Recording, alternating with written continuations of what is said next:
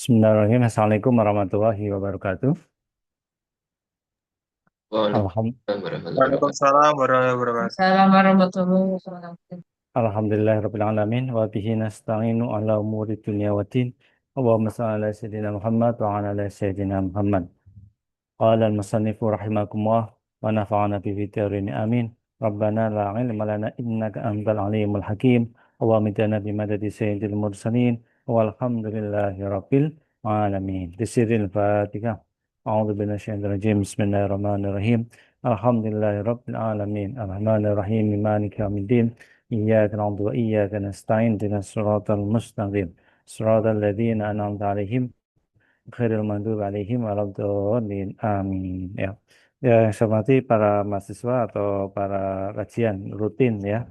Setelah kita Ramadan ya libur kurang lebih hampir ya nyaris 2 bulan kita mulai lagi kajian rutin di mana ada saya alarm yang berbunyi.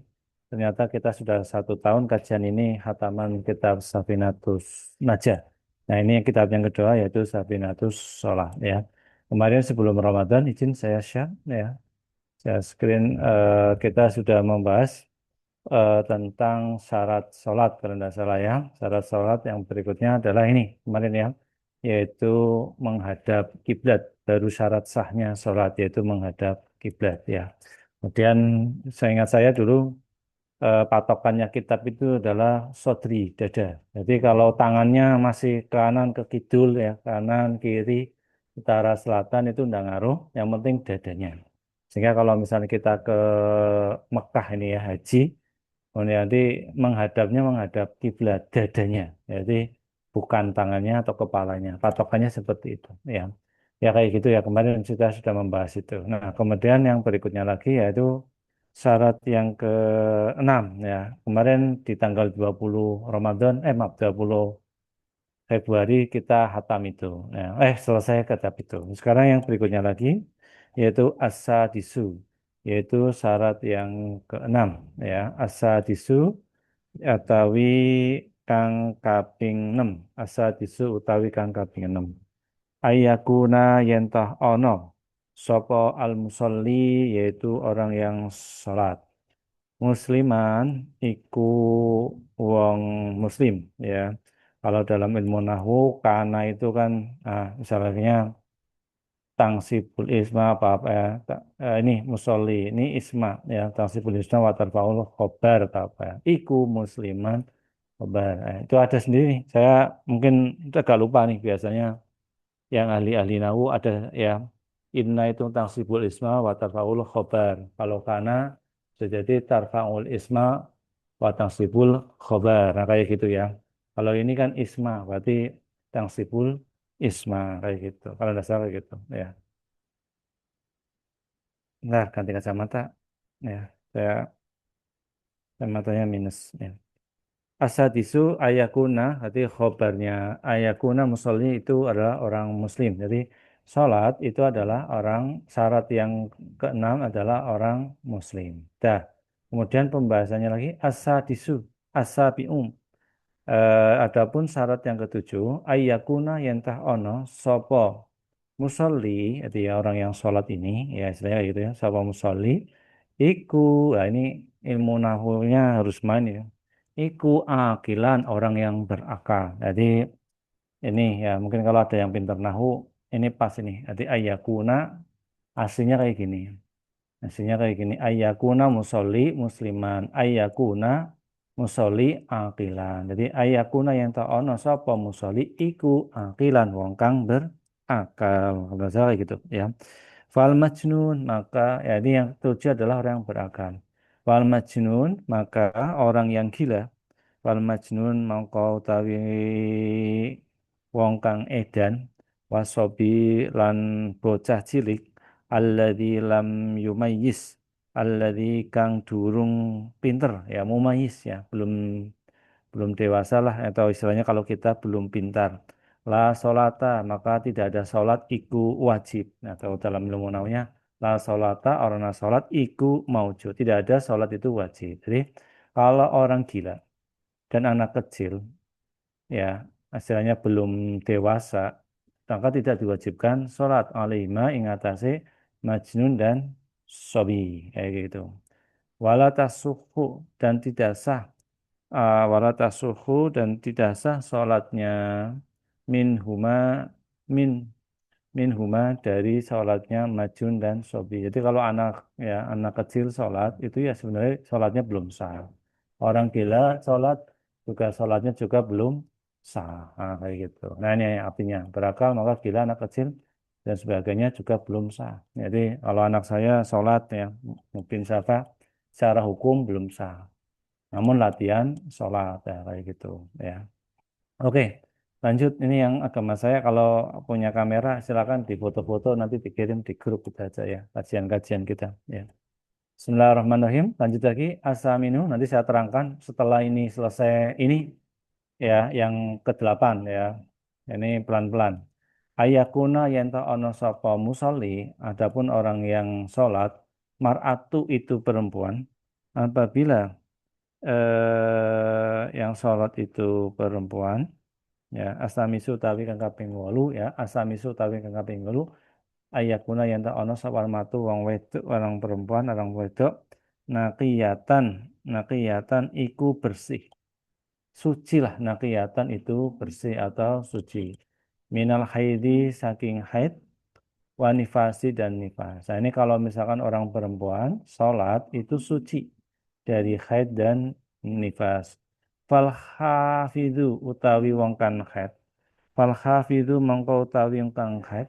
Wan nifa wan ni wan nifasau dan wanita yang sedang wan nufu maaf wan nufusau dan wanita ya wong wadon kang sedang nifas. Jadi Hafi, ha, itu orang yang haid, orangnya. Wan nufusa'u orangnya. Istilahnya haidnya, pekerjaannya namanya haid. Nifas ini namanya penyakitnya istilahnya. Nama nama pekerjaannya haid sama nifas ya. La tasihu apabila orangnya haid dan orang nifas itu sholat. La tasihu maka orang sholat. Apa sholatuhuma sholatnya orang nifas dan orang yang haid. Apabila seorang perempuan tadi sholat, ya walaupun keadaannya nifas dan haid, maka sholatnya tidak sah. La tasuhu sholatuhuma. Wala kodo dan tidak wajib kodo itu. Dan ora ono kodo iku wajib dan tidak wajib kodo itu wajib dan tidak wajib kodo. Nah, mari kita lihat dulu ya. Berarti tidak wajib kodo ya. Alaihima eh, sebentar. Sebentar, ini adalah gini. Ah, ini. Alaihima ing atase la haidu wan nufusau. Jadi orang yang haid dan nifas ya. Oke, naik lagi. Fa intahola. Nah ini nih. Berarti ini kasus. Fa intahola mongko lamun masuk ya. Apa waktu-waktu wahia utawi hale utawi mar'ah atau orang yang perempuan tadi tohiratun suci ya nanti saya terangkan fatoroa kira-kira teko futur ya waraka kira-kira teko alaiha ingatase mar'ah apa al haidu haid wan nifasu dan nifas pada an madho ing dalam sakwise yen toh liwat apa waktu. Nanti saya terangkan. Pada almadha ya ing dalam sakwise yen liwat apa waktu. Ma ah, apa ma waktu. Ya sau kang amot apa waktu. Ya sau kang amot apa waktu. Nanti saya terang dulu ya. Wajibati iku kewajibani tilka sholati mengkono mengkono sholat ya mengkono sholat wajibah mengko wajib ini kasus nih wajibah mengko wajib alaiha ingatase ong wadon ya atase mar'ah apa qadauha yaitu qadone sholat nah titik ya nah mari kita arti Indonesianya Nah, ini tidak ada masalah ini. Jadi perempuan yang harus bersih, jadi perempuan orang yang nifas, ya tidak sah sholatnya dan tidak wajib mereka mengkodoknya. Itu mudah. Nah, ini nih yang susah ini. Seandainya masuk waktu sholat dan perempuan sedang dalam keadaan suci, lalu tiba-tiba datang haid atau nifasnya setelah berlalu waktu yang cukup untuk mengerjakan rukun sholat, maka wajib qadha. Nah, ini kasus. Jadi kalimat yang di sini maksudnya gini, apabila sudah tiba waktu duhur, nah ini, misalkan duhur jam 12 sekarang, maaf, duhur sekarang kan sangat 12, taruhlah kayak gitu ya. Kemudian ada seorang perempuan, ya, itu tidak langsung sholat. Padahal perempuan itu suci. Nah, tibalah dia itu haid. Ya, tibalah darah haidnya itu keluar. Nah, kalau kasus seperti itu, maka wajib qadha. Nah, kayak gitu sih. Tapi kalau misalnya kasus yang di atas ini, apa sudah suci, kemudian dia sudah sholat, maka dia tidak wajib qadha. Nah, kayak gitu maksudnya gitu. Nah, ini seandainya waktu sholat dan perempuan sedang dalam keadaan suci, lalu tiba-tiba datang haid atau nifasnya setelah berlalu waktu yang cukup untuk menjalankan sholat itu, maka wajib qadha sholat itu. Makanya ini hati-hati yang perempuan ya. Ini kalau misalnya laki-laki, misalkan calon suami, kalau memang itu sudah tiba waktunya sholat dan itu sudah tanggal-tanggal haid, lebih baik segera sholat. Karena kalau memang itu ditunda-tunda, maka otomatis apa itu? Otomatis ya mengkodok sholat yang ditinggalkan, kayak gitu ya. Oke, saya lanjut lagi. Nanti kalau ada terangan sekalian aja. Wa idang kotong al haidu wan nufusasu. Wa idang takoah lan nalikane, ya ini saya bingung nih. Pekun Pegon. Ya, nanti saya bingung artinya nih. Ingin takoan itu kalau bahasa Indonesianya itu pegon. Jika telah berhenti ya, telah berhenti darah haidnya, walam yaud lan ora balik ya. Orang balik apa haid ya at- atau nifasnya. Paingkana mengkolamun ono apa subhu apa pengkana mengkono fil waktu subuh ing dalam waktu subuh au duhur atau duhur au maghrib atau maghrib. Nanti saya terangkan setelahnya. Walam bakia walau mama ya walau bakia lan lamun isih keri dan isih keri minhu sangking waktu qadruhu qadrumah apa kira-kirane qadrumah apa kira-kirane barang kang yasau amot. Ya, nanti saya terangkan ya. Allahu Akbar ing lafat Allahu Akbar. Wajaba mengko wajib, apa kodone mengkono dalikal fardhu mengkono fardune. Nanti saya terangkan aja. Wa ing kana namun ono, apa ing tiko fil waktu ing dalam waktu asri ing dalam waktu asar awil isya'i atau ing dalam waktu isya lau bakia lamun bakia lamun isih keri au bakia minhu ya asih keri sangking waktu apa kodru bentar apa kodru kira-kirane mayasau barang kang amot apa waktu ya Allahu Akbar ing lafat Allahu Akbar wajibah maka wajib apa qadau yaitu qadone mengkono-mengkono zalikal fardhi mengkono-mengkono fardu walladzi lan kang tetep ing dalem qalbahu sak durunge qablahu sak durunge dalikal fardu wa huwa utawi alladzi az-zuhru iku zuhur ya iku salat zuhur wal maghribi lan maghrib. Ini keterangannya agak susah nih. Mari ya, itu tadi perlafatnya secara bahasa Jawa. Indonesianya kayak gini nih. Seandainya jika haid dan nifas itu telah berhenti dan tidak kembali lagi, istilahnya suci lah gitu ya. Ini suci gitu ya. Seandainya mereka sedang berada di waktu subuh, duhur, dan maghrib. Walaupun yang tersisa dari waktu itu adalah kadar untuk mengucapkan Allahu Akbar, maka wajib mengqadha sholat itu. Jadi gini nih, apabila sudah suci ya dari haidnya di saat waktu subuh, zuhur dan maghrib. Walaupun hanya waktunya sedikit sekali hanya mengucapkan Allahu Akbar, maka otomatis mengqadha sholat itu. Jadi kalau memang kan itu sudah berhenti suci, lebih baik segera sholat gitu, maksudnya kayak gitu. Daripada apa ya menunda-nunda sebenarnya sudah suci, tapi kok belum dilakukan. Nah ini maka wajib mengqadha sholat. Sholatnya apa saja? Insan maghrib dan subuh, muhur, atau maghrib. Di antara waktu ini, misalnya kayak gitu. Misalkan subuh jam 4, ya. Misalnya subuh setengah 5. Padahal itu sudah suci, subuh setengah 5. Apalagi dia sudah bisa mengucapkan Allahu Akbar, waktunya masih longgar, maka kan dia tidak langsung mandi, gitu ya.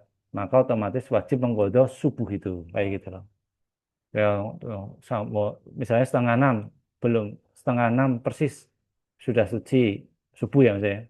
Padahal subuh berakhir setengah 6 lebih maaf, jam 5.35. Nah sebenarnya itu bisa sholat, ya, apa-apa dan sebagainya. Tapi dia tidak mengkodoknya, tidak langsung sholat, maka wajib mengkodok subuhnya itu. Nah demikian juga ini, seandainya mereka sedang waktu asar dan isya, walaupun yang tersisa dari waktu itu sekedar mengerjakan Allahu Akbar, maka wajib mengkodok sholat itu dan sholat yang sebelumnya. Nah ini hati-hati. Ini saya akhirnya dapat ilmu ini juga. Dulu saya waktu ngaji di Salafiyah itu, hati-hati untuk kalau meninggalkan jika itu waktunya telah tiba di asar dan isya. Dan itu sebenarnya sudah suci. Tapi dia tidak segera untuk melakukan sholat asar atau sholat isya. Padahal waktunya masih longgar sekali. Ya, maka wajib mengkodonya nih. Asar dan duhur. Isya, misalnya itu jatuh di isya, kemudian tidak segera sholat isya, maka maghrib juga.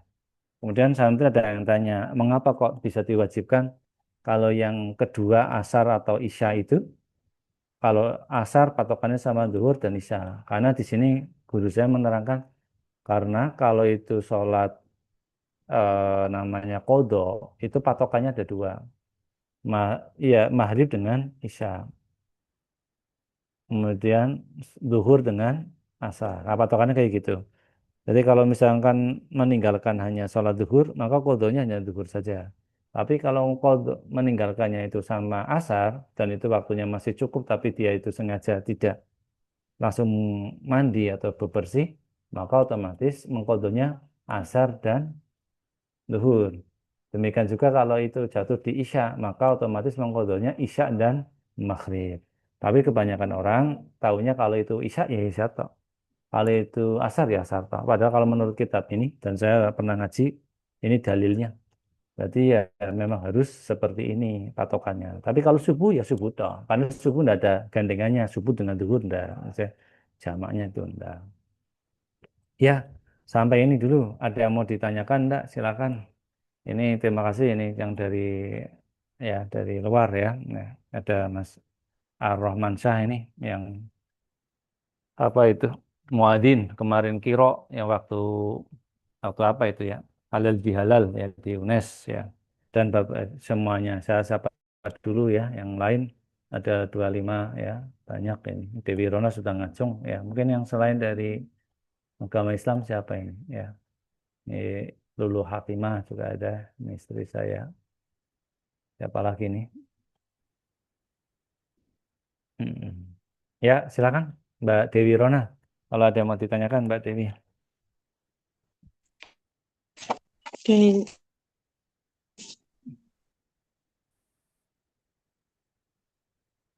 Suaranya belum ada nih. saya ingin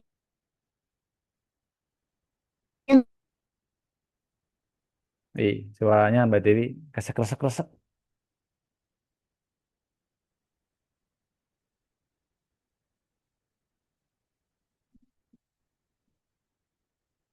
Silakan mungkin ada yang bantu Mbak Dewi Rona kalau ada.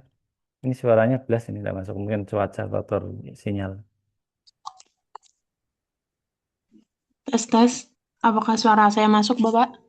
Masuk ini masuk. Oke.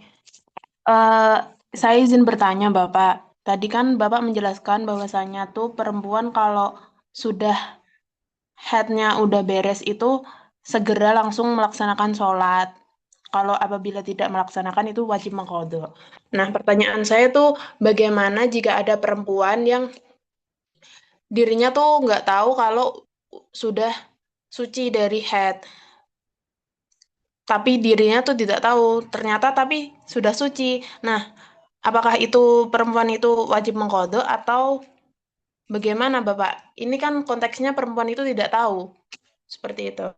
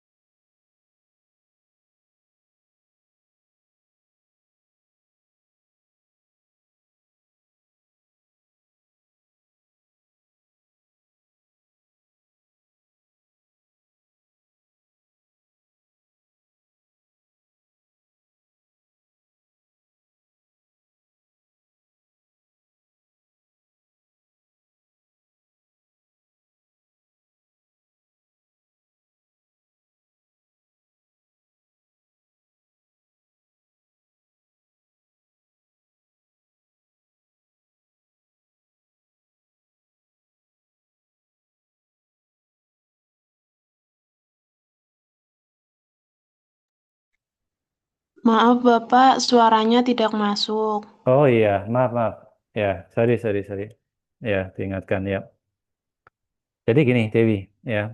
Jadi kalau misalkan dalam apa tadi dalam fikih itu, kalau dalam konteks ketidaktahuan itu masih masih dimaklumi kayak gitu. Ya, namun ada salah satu cara dalam bab-bab yang selanjutnya itu ada yang namanya waktu-waktu haid. Ya, contoh. Kalau yang paling lama haid itu secara fikih adalah 15 hari. Kemudian eh 15 hari. Kemudian standarnya normalnya itu adalah 6 sampai 7 hari. Kemudian yang sedikitnya adalah lahdatan atau keluar langsung masuk. Ya, itu lahdatan yang paling sedikit. Nah, dari ini semua makanya istilahnya perempuan itu minimal atau misalkan yang sudah suami ya suaminya juga mencatat fase-fase dari sucinya seorang perempuan itu. Karena kalau itu perempuan itu tanggung jawab tetap suami kayak gitu. Tapi kalau seman sendiri harus ngatur sendiri, macam gitulah. Nah, jadi ada fase-fase seperti itu termasuk waktu-waktunya. Tambah lagi ya istilahnya mood juga ngaruh. Kalau dalam perempuan istilahnya faktor stressing atau stres dan sebagainya juga ngaruh. Nah, bagaimana kalau memang itu faktornya ketidaktahuan? Ya kalau tidak ketahuan ya memang ya gimana lagi yang tidak tahu. Tapi biasanya kan istilahnya ketika itu apa namanya? Saya sendiri kan laki-laki ya. Ada fase-fase yang sudah mendekati itu sudah suci, biasanya sudah mengetahui. Dan biasanya lagi kalau memang itu tanda fikih itu ya benar-benar suci gitu loh. Tidak keluar lagi ya, tidak keluar darah dan sebagainya. Kalau itu keluar lagi ya berarti enggak. Amannya sih jaganya kalau memang sudah suci segera saja. Walaupun itu di tengah jalan keluar lagi berarti ya mandi lagi itu nanti depan istilahnya waktu sholat berikutnya dan seterusnya. Gitu ya Dewi Rona ya. Jadi jawaban saya yang pertama kembali ke patokan-patokan dalam ilmu fikih itu masa haid itu kemana berapa berapa namanya berapa hari berapa istilahnya waktunya ya kalau lebih dari itu saya menghindari jawaban tidak tahu ya tadi standarnya 6 sampai 7. Tapi kalau itu lebih dari 15 hari maka otomatis darahnya darah darah penyakit kayak gitu atau istihadah Gitu, Mbak Dewi Rona. Ya, bahwa alam bisawab selebihnya seperti itu. Ini saya sendiri ya, semampu saya jawabnya. Itu ya Dewi ya, bisa dipahami Mbak Dewi. Insya Allah bisa, Bapak. Terima kasih. Ya, sama-sama. Ya, ada lagi silakan kalau ada. Kalau saya ngajinya sampai itu aja lah, cukup. Kita diskusi aja lanjutnya. Ya, untuk kajiannya hasilnya itu, sisa kitabnya. Yaitu syarat ke-8 gitu. Silakan ya, karena kitab ini sederhana tapi bagus ya. Ya, untuk pemula saya itu kayak kita semua di sini.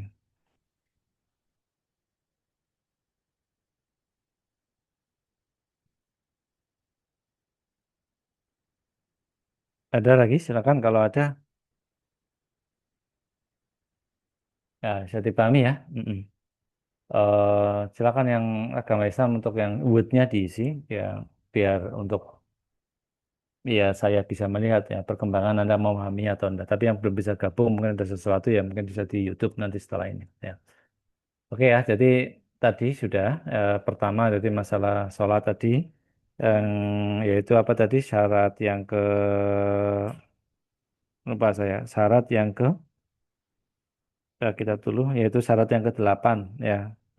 Sebelum syarat yang ke-8 ya syarat yang ke-6 yaitu orang muslim ya. Orang muslim wajib itu sholat. Kemudian syarat yang ke-7 yaitu orang yang berakal. Nah, pembahasannya ternyata panjang yaitu di syarat yang ke-8 yaitu seorang perempuan ketika itu haid dan nifas. Saya juga kurang tahu nih mengapa seorang musannaf itu atau pengarang kitabnya itu seorang perempuan ditaruh di syarat yang ke-8 dan itu penting sekali ya. Kenapa kok tidak di nomor 1? Karena mungkin ada dasar-dasarnya. Kemudian ketika itu masuk ke head, ya, ternyata ada kasus. Ya, kasusnya kalau misalkan itu sudah jatuh pada waktu sholat subuh, duhur dan maghrib, maka segera saja.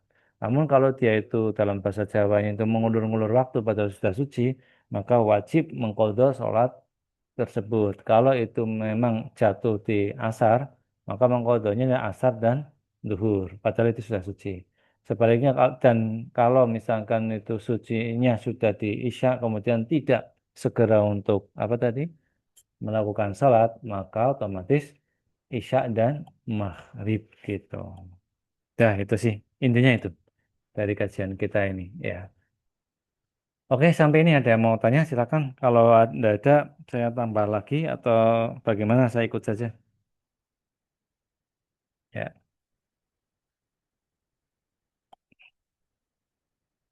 saya tambah lagi ya satu aja ya biar ke-9 ya. Oke, satu poin saja, eh, satu poin ya ke-9. Nanti yang ke-10 nanti dulu. Ya. Nah, ke-9 atasiu utawi kang kaping 9 ayak takida yang toh nekodaken nanti saya meyakini ing salat fardu meyakini bahwa ayat taqidah sebentar sebentar oh ya benar atasiu yang ke-9 ayat taqidah yenta meyakini anna sholata sungguh temene sholat sesungguhnya sholat al mafrudata kang difarduni allati allati allati yusolliha kang ngelakoni sholat sapa wong ha ing maaf ya allati yusolliha kang ngelakoni sapa wong ha ing sholat fardun maaf ayu sholat kang ngelakoni ha sapa wong sapa ya sebentar sebentar sebentar atasi utawi kang kaping 9 ayat kita yen to neketaken sapa wong ana sholata sak temene salat al mafrudata kang difarduni allati yusolliha kang nglakoni salat sapa wong ya salat fardun salat iku salat fardu ini tata tulisnya memang iku salat fardu nah ini faman ya sebentar faman mangkau sopone mangga sapa sapa wonge itakota kena keyaken ha ing fardu sunatan iku sunah au Au khola qalbaha utawi sepi sapa atine wong. Nanti saya terangkan ya. Anil akidata ini saking akidah loro au tasyakka utawa memang mamang sapa wong lupa fil fardiyati ragu lah saya fil fardhi ing dalem salat fardu ini au tasiha mongko lam tasiha mongko rasa apa salatnya man ya. Artinya gini, meyakini bahwa salat wajib yang dia lakukan hukumnya adalah wajib. Maka siapa misalkan ya, orang meyakini hukumnya sunnah ya, atau hatinya tidak yakin dia itu salatnya salat wajib ya, atau ragu tentang kewajiban salat, maka otomatis salatnya tidak sah. Intinya yakin itu. Yakin misalkan nanti salat yang saya lakukan ini salat isya, sudah isya gitu. Dan bukan salat sunnah apa ya, atau salat yang hatinya belum mantap atau sholat yang lainnya yang selain sholat fardu yang ia lakukan lantas sih Kak, maka tidak sah apa sholatnya. Sudah itu aja. 9 syarat sholat yang dari sholat yang ke-6 sampai yang ke-8 ini. Ya, sampai ini ada yang mau ditanyakan? Kalau tidak ada, cukuplah kita ngaji setengah jam cukup kayak gini karena ngaji seperti ini juga tidak gampang ya. Yang penting rutin seperti itu. Ya, silakan ada yang mau ditanyakan, diskusikan. Kalau tidak ada ya saya tutup gitu aja. Ya, cukup nih. Mas Ar-Romansyah, Anda di mana nih? Di PBNU. Nggih, Pak. PBNU Jawa Tengah sana itu. Ya, Nggih. ya. Ya, sematur nuwun, udah mau ngaji. Ya, ya. Kita tutup dengan salawat tipil kulub. Kalau tidak ada, ya salawat 3 kali. Ya, Mas Ar-Romansyah, pimpin salawat tipil kulub 3 kali. Mas Ar-Romansyah. Ya, ya. Bismillahirrahmanirrahim. Bismillahirrahmanirrahim. Allah Allahumma salli ala sayyidina Sayyidina Muhammadin Muhammadin tibbil qulubi wa wa dawaiha dawaiha wa wa afiyatil afiyatil abdani wa shifaiha wa ونور nuril الأبصار absari wa وديائها diyaiha wa وعلى آله alihi wa وصحبه sahbihi wa وسلم sallim. Ya, اللهم Allahumma صل salli على ala سيدنا sayyidina محمد Muhammadin طب القلوب ودوائها wadawaiha wa وعافية الأبدان abdani وشفائها sifaiha wa ونور nuril absari الأبصار wa وديائها diyaiha wa ala وعلى آله alihi وصحبه sahbihi wa وسلم sallim. اللهم صل Allahumma على سيدنا محمد Muhammadin طب tibbil القلوب qulubi ودوائها ودوائها وعافية وعافية الأبدان وشفائها شفائها ونور ونور الأبصار الأبصار وديائها وعلى آله وصحبه وسلم. wasallim.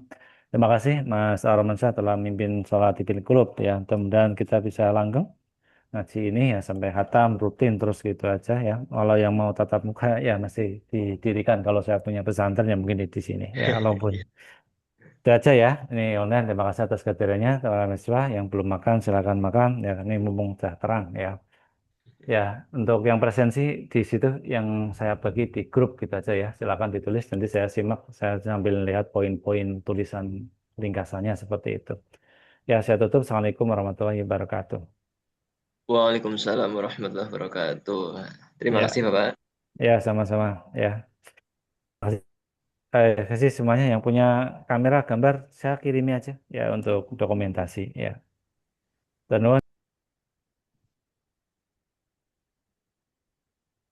ya, makasih semuanya. Saya tutup di hitungan ketiga. Saya tutup. Makasih ya, bersama saya. Kalau masalah ya. Satu, dua.